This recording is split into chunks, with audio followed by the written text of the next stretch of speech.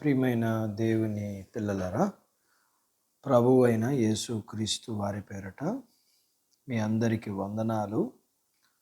ప్రభువు వారి పేరట మీ అందరికీ శుభములు, దీవెనలు. ఈ సంవత్సరం అంతయు దేవుడు తన కృపను బట్టి మీ అందరినీ ఆశీర్వదించి దీవించునుగాక. ఆమేన్.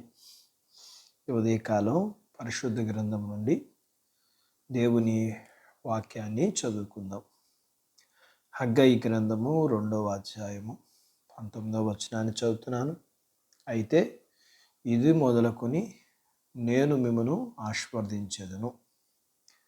దేవుడు తన మాటలు మన అందరి కొరకు దీవించునుగాక. ఆమేన్.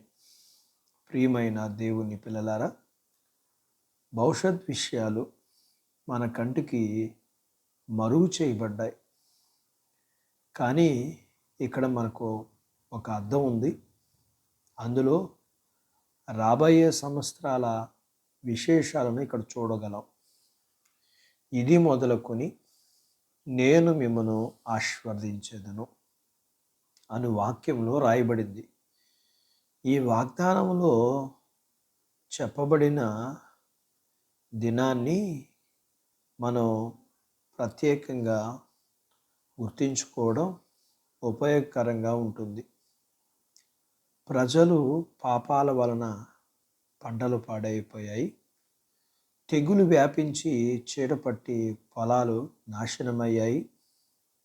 ఈ విధంగా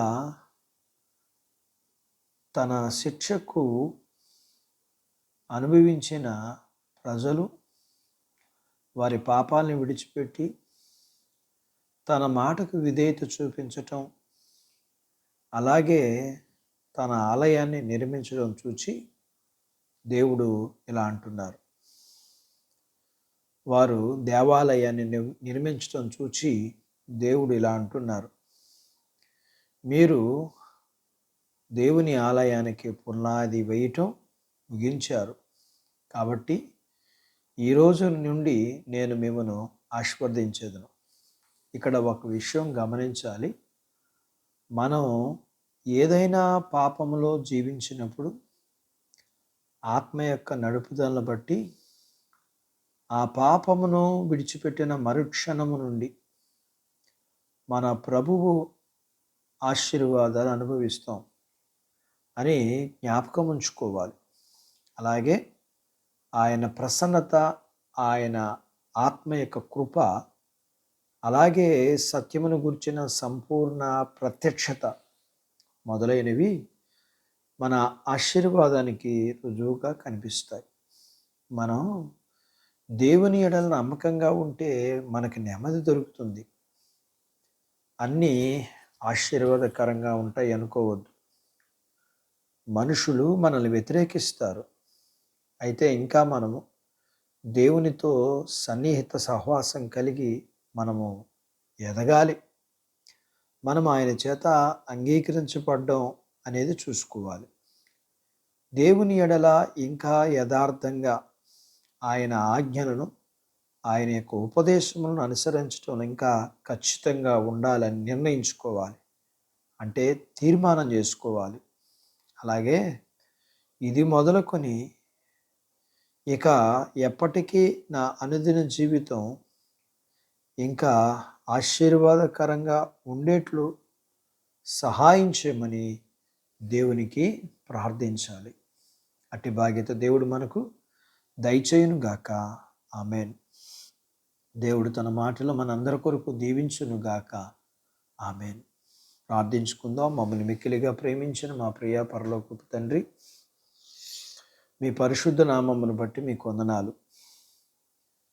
ఈ నూతన సంవత్సరంలో మొదటి నెల మొదటి రోజున మీరు మాకు ఇస్తున్న ఆశీర్వాదం, ఇది మొదలుకొని నేను మిమ్మల్ని ఆశీర్వదించెదను.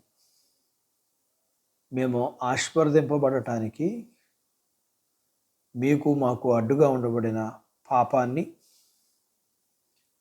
మేము మీ సన్నిధిలో నిలవని విధానాన్ని మేము విడిచిపెట్టి మా జీవితాల్లో మీ ఆశీర్వాదాన్ని మేము పొందుకొని అనేకులకు ఆశీర్వాదకరంగా ఉండగలగటానికి మీ పిల్లలందరికీ మీరు సహాయం చేయండి.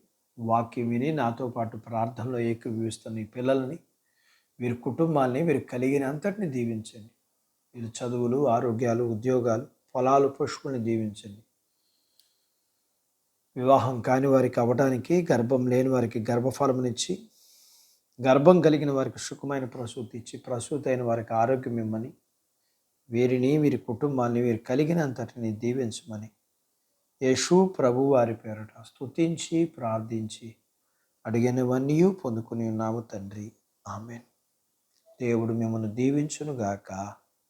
ఆమెన్. ఈ నూతన సంవత్సరములు దేవుడు మనకిచ్చిన సంవత్సరములన్నీ దేవుని ఆశీర్వాదం మనకు కలిగినంతటి మీదకి ఉండునుగాక.